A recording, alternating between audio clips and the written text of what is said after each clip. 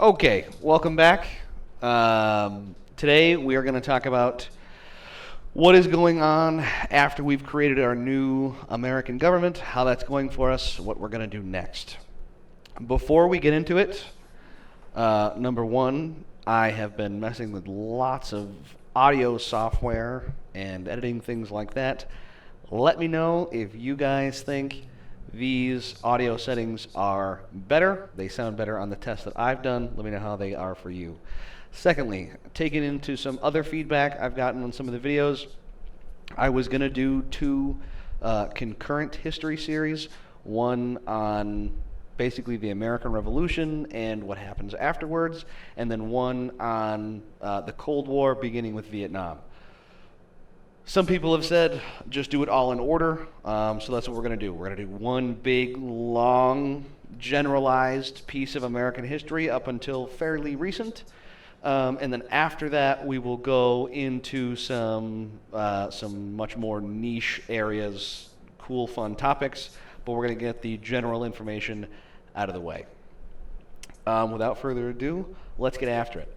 We're going to start about 1800, so about a decade and 15 years after where we left off last time. So we have created a new country. We talked about creating our new government, how poorly that was going for us, a lot of trials and tribulations there. What's happening now? So we have our first president, George Washington. And he is the guy that's going to be tasked with taking all the words that were written down by James Madison and turning those words into a functioning country. How is that going to happen? Well, he's got to select a cabinet, a bunch of guys around him that's going to help him do all of those things. So I have a picture here labeled with who it is and what their titles are. Some of the more noteworthy people that we're going to talk about over and over again are Alexander Hamilton, who is the Secretary of the Treasury, and Thomas Jefferson, who is Secretary of State. I am looking at that now and realizing those titles should be capitalized. Don't crucify me for that in comments. I'll fix it later.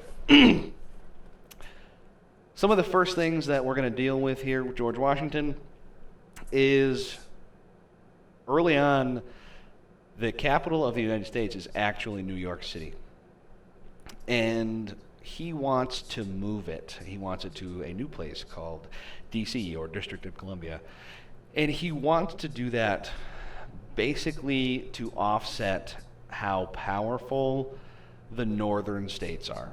Like we talked about before, there's a lot of industry, there's a lot of people, and a lot of the economy is centered in the north, just because there's so much industry up there. And he realizes that the South, which is mostly based in agriculture, is behind in terms of economical power. And he wants to offset that by putting the capital in the South to kind of even things out, give them a little bit more power. We got to pay for this new country. We got to pay for this relocation. How are we going to do it? They say history repeats itself, and boy does it. So we talked about before, we had to fund a country. How does a country fund itself? Easiest way to do that is through tax revenue, right?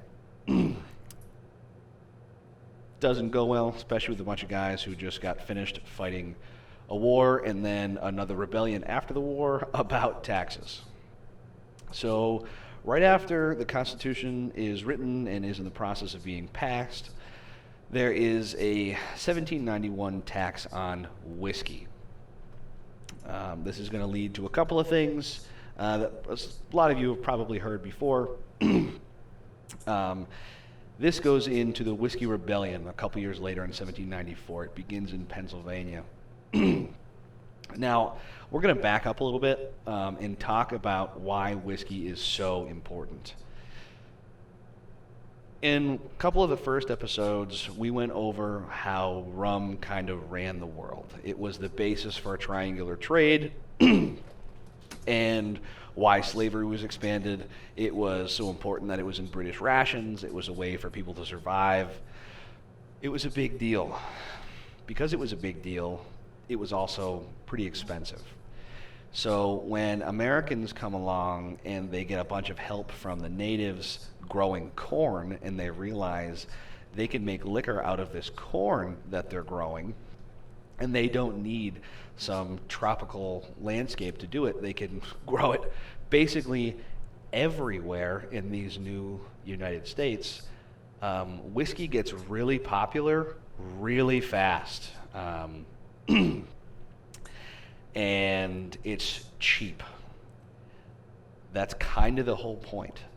It's cheap. So now when you put a tax on it, these people that were going after this certain product because it was cheap, it's no longer cheap, they're going to get very upset.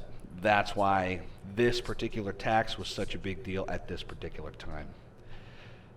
Now, again, when you put taxes on basically anything, the people that it hits the hardest, especially during this time period, are farmers, especially the farmers that are growing the corn to make the whiskey. So it's farmers who are going to rebel first. They're going to terrorize tax collectors. They're going to stop court proceedings. They're going to rob the mail. Basically taking everything out of Daniel Shea's playbook. They're doing all the same kind of things because they saw that it worked. And we're going to see, not very long into countryhood, the president is going to have to mobilize the military. And it's going to take about 15,000 troops to put down this rebellion. And it's not bloody. It doesn't really even interrupt into any violence. But it had a very long-lasting mental and moral effect on the American people. The willingness of the government to immediately and efficiently send armed professional soldiers to put down a rebellion that, again, just like Daniel Shea's rebellion, that was, it was seemingly in Americans' DNA to rebel against what they thought was tyranny in terms of taxes. That's how this country was founded, and that was just that was less than a decade ago that they were fighting for these guys. So a lot of people are finding this un-American, and a lot of people are thinking, wow, this new government we just set up is already tyrannical. And this is where political parties come from. This is where a split happens. I wouldn't call it the split that we have now, but it shows us how early and how readily people were willing to take sides. So the Whiskey Rebellion happens, and now there's this big debate on how are we going to fund this country, because clearly we can't just put taxes willy-nilly on things. People are going to get very mad. So those who believe in a very strong central government are going to be in Alexander Hamilton's corner. They are going to call themselves Federalists because they stand with the federal government, easy to remember. And there are those people who believe that instead of having a strong central government, there should be a strong state government. Basically the idea there being, if there's going to be power to be held, it might as well be held by a smaller governing body. That's all. And then that smaller governing body can better cater to the people whom belong to that body, as opposed to one large one. And the smaller ones are like closer to home. They understand their people better, in theory. And these people are going to call themselves Democratic Republicans. This is going to get confusing. I'm going to do my best to differentiate when we can, but a lot of people, both as historians and both in their own time period, are simply going to refer to them as Republicans. It is very important to point out that this Democratic Republican Party is not the lineage of today's Republican Party, okay? Eventually, it's going to flip, and instead of simply being referred to as Republicans, the Democratic Republicans are going to be referred to as the Democrats, because this Democratic Republican Party is eventually what the modern Democrat Party becomes, okay? So the Democratic Republicans will eventually turn into our Democratic Party, but it's going to take a long time. And no, there is no party flip. That's a myth. We'll go over that when we get there. I'm going to put that to bed right now. Hamilton and the Federalists, what's going on here? Like we said, they believe in a strong central government. They wanted to put the government in the hands of basically the educated elite. The educated elite are often also rich. They believed that basically, in the most simplest of terms, that the general public was too dumb to vote and make good decisions. If there's going to be a group of people who are handling and making decisions for the country, they better be educated. That's where these guys are coming from. In terms of economy, they supported manufacturing, trade, industry, okay?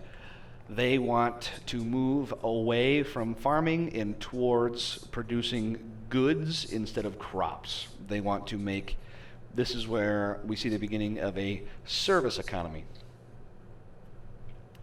They want trade and commerce, that kinds of things. General supporters of this party are going to be the people that it benefited. So anybody who is a merchant, who makes goods, bankers, any aristocratic elite, think your typical college types of this era, anybody who would benefit from further industrialization is going to be a Federalist and in support of Alexander Hamilton and a strong central government. That strong central government is going to be able to negotiate trade deals on behalf of merchants and manufacturers and exporters, importers, things like that. Jefferson and the Republicans, their ideal system is normally called agrarianism because they're agrarians, they're farmers. He thinks that is where a lot of American strengths lie, is with farmers. Basically, he wanted everyone to be self-sufficient and own their own piece of land. This works in a couple of different ways. If they're self-sufficient and they can fend for themselves, they're not going to need to leech off the government, so the government's not going to have to waste money, tax revenue. They're not going to have to waste that kind of thing on someone who's self-sufficient.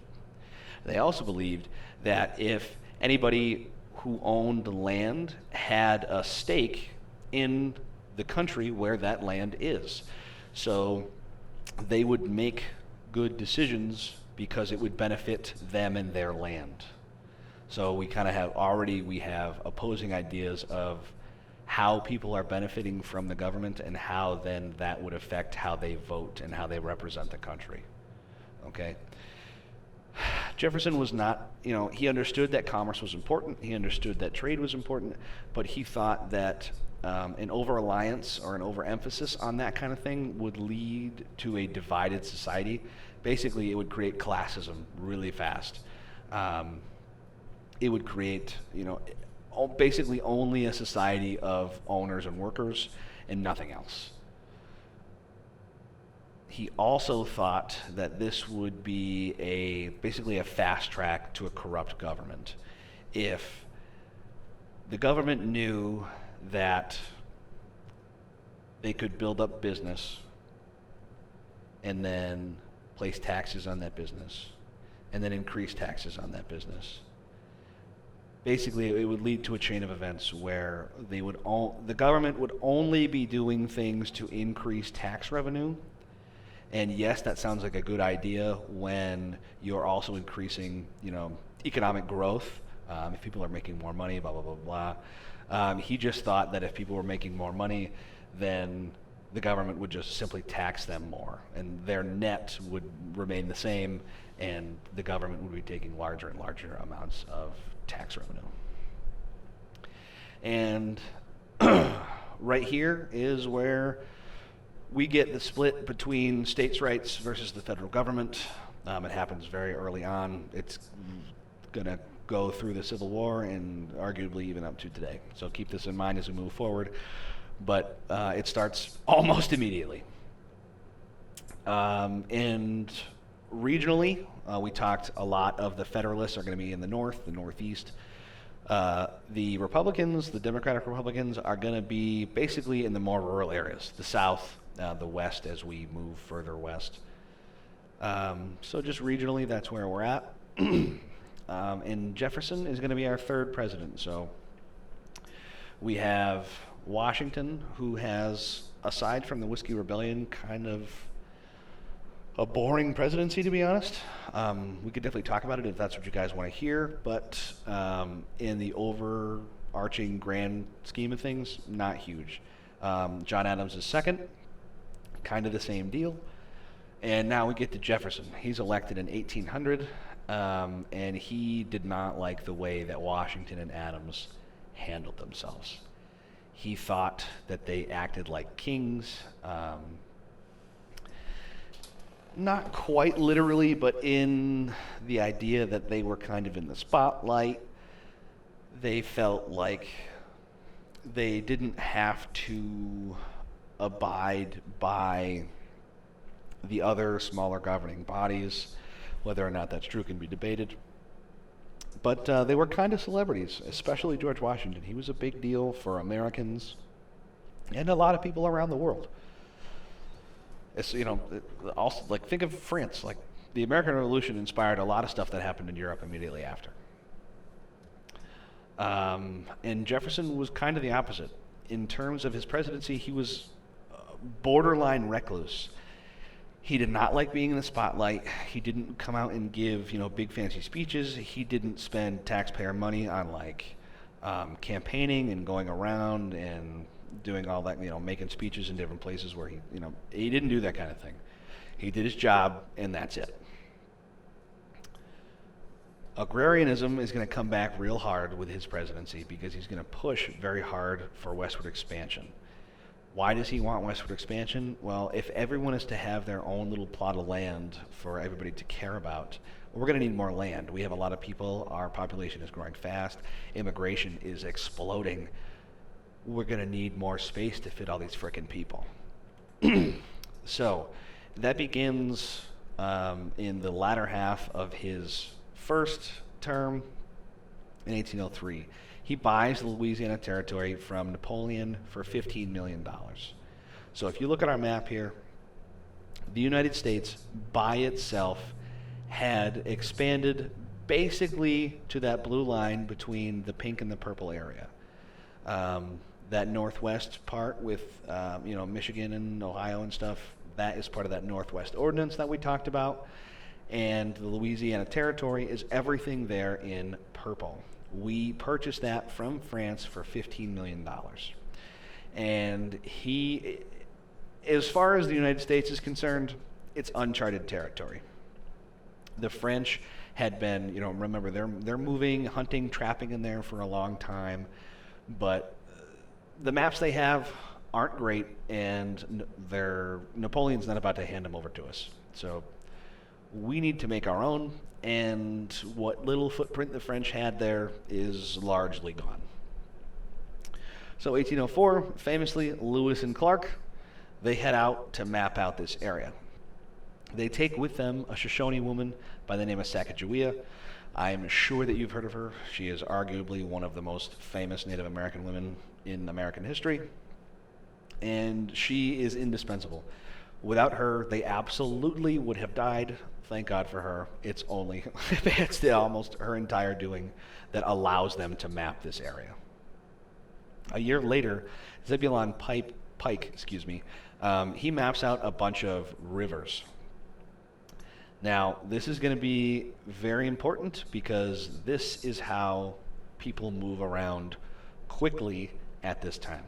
So the Mississippi, Arizona, Rio Grande, not the entirety, but a lot of the Colorado River gets mapped by Pike at this time. And that is how initial, very early borders are going to get drawn and how trade is going to get set up moving forward. And he does this kind of in the middle of Lewis and Clark's expedition. Now we have an important court case that comes up in 1803, same time as the Louisiana Purchase.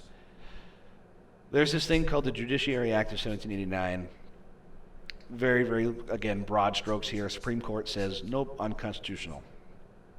For us moving forward, what do we need to know? Why is it important? Why do I even have a slide on it? Basically, this sets a precedent for how the Supreme Court is going to work for the next 200 years more. This is the first time that the Supreme Court gets together and votes to strike down a federal law on the grounds that it was unconstitutional, that it went against our founding documents. This, in its entirety, establishes the concept of judicial review. What does that mean? Why do we care? This is how laws get overturned. So basically, with this decision, the United States government has given the judicial system the right to declare any law unconstitutional, or declare it null and void because it is unconstitutional. This is just going to set basically how lawyers and courts and judges move about changing American society by law for the rest of time and up into including today. So just keep in mind, this also happens during Jefferson's presidency. Britain, not having a great time. Life in the UK is not great. Their navy was, the biggest in the world. They have a fairly devastating loss to the Americans by way of the French Navy, and things aren't going good. They, haven't recouped losses from the American Revolution, let alone, the French and Indian War before that. People aren't getting paid what they need to be paid. Conditions aren't good. A lot of British sailors are deserting, and not only just deserting, but to American ships. And this leaves the British in the need of lots of soldiers. So they start this thing called impressment, which is basically a draft in which the government just comes and kidnaps you. It's basically what's going on in Ukraine right now.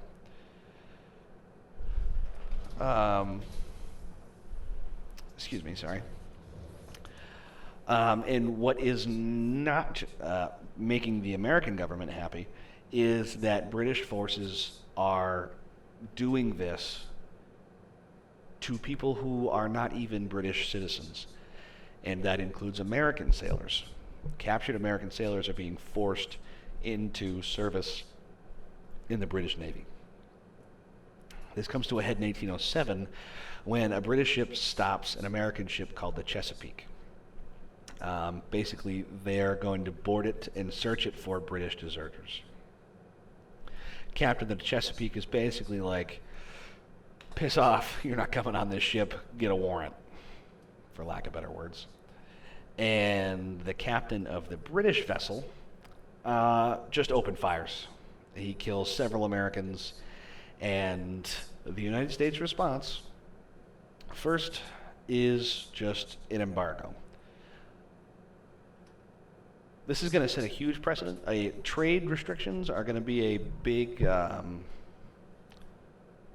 go-to solution for the United States response to international incidents for a really long time. So in 1807, there's an embargo. We're not going to trade at all with Europe.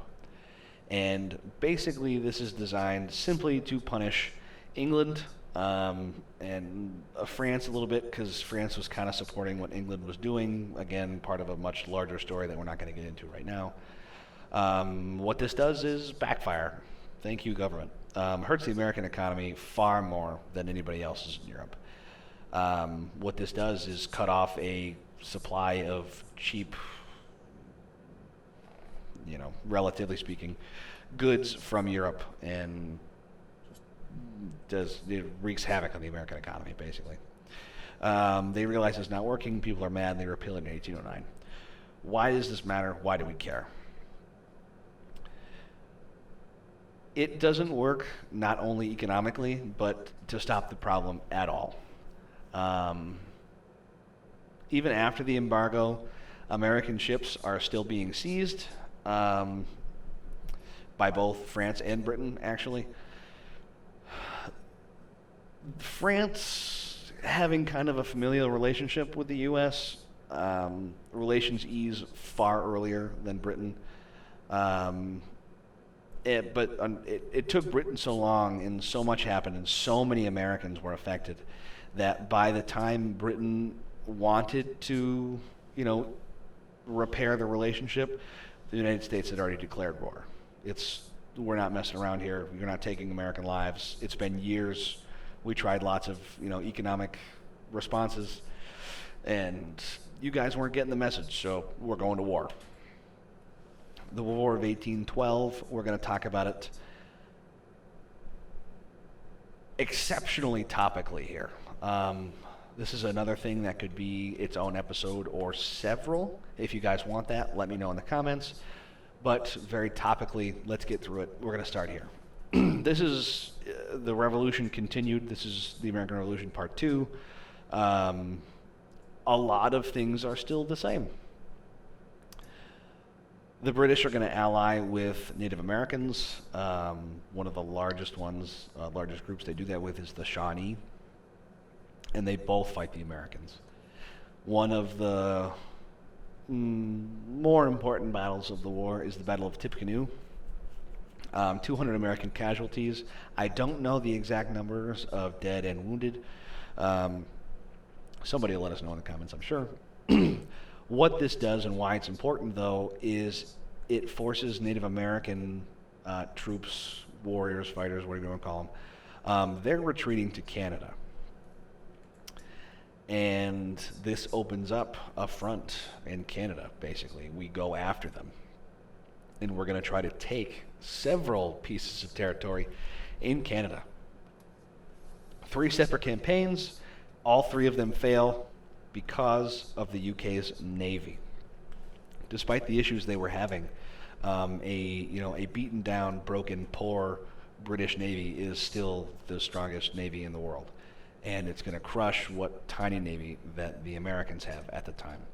There was a lot of fighting in the Great Lakes, and the Brits just, as much as it hurts me as an American to say, they smoked us. They put us in the dirt pretty good.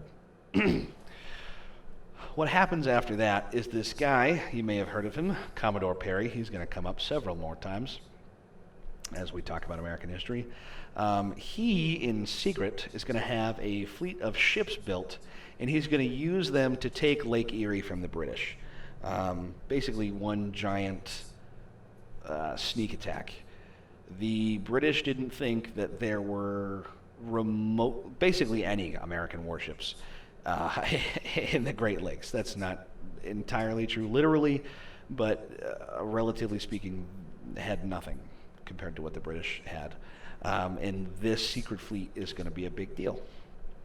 So we have a couple more important battles, again, very topical. We talked about Canada. There's a lot of attention in Canada for the Americans. This is a big deal. We have a secret fleet going on up there. And the British are going to use all that attention in Canada to launch a sneak attack on D.C. And what few forces that were left there defending our new capital, by the way, are, again, easily defeated, walked right through, basically, and they torch the White House and the Capitol building. They burn them to the ground.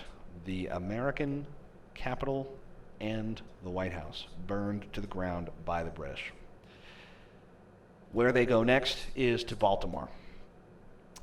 Big industrial city. It was a big deal. There was a lot of supplies there, a lot of factories there. So that's where the British moved next.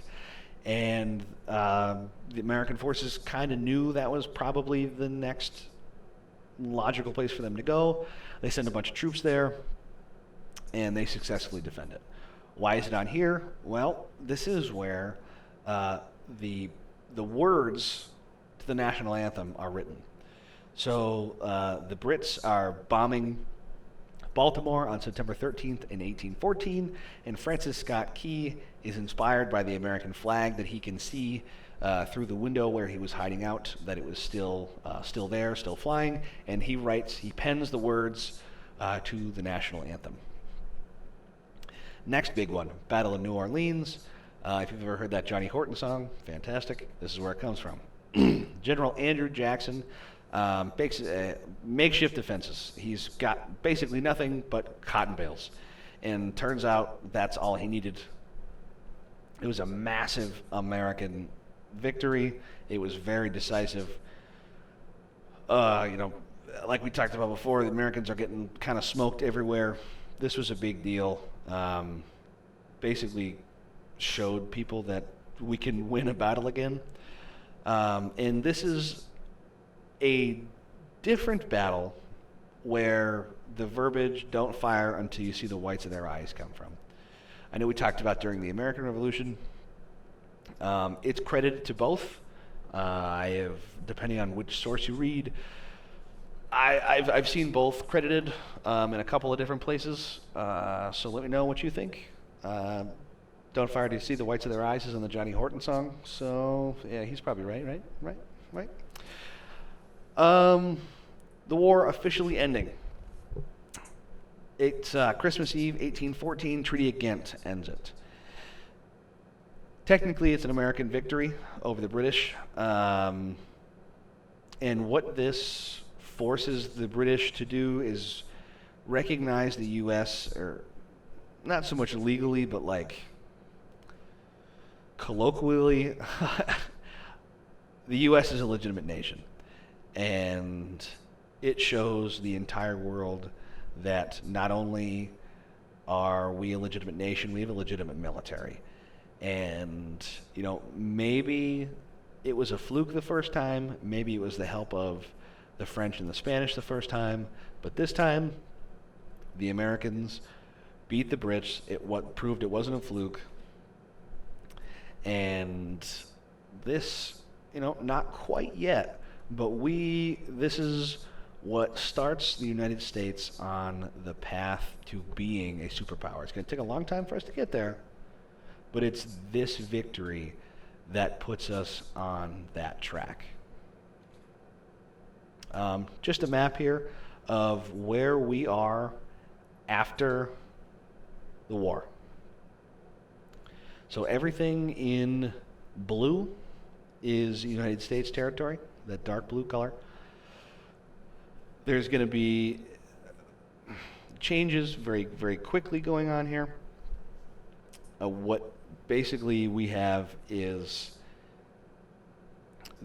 the areas we talked about before with the Northwest Ordinance. That is going to be Tecumseh's claims, and we'll see that change moving forward the most quickly as we get more towards Western expansion. And that's it. Just a quick episode today. Like I said, let me know what you guys think in terms of the mic. I'm going to look into getting a better one overall. If you have suggestions, let me know below. And thanks for coming. We'll catch you next time.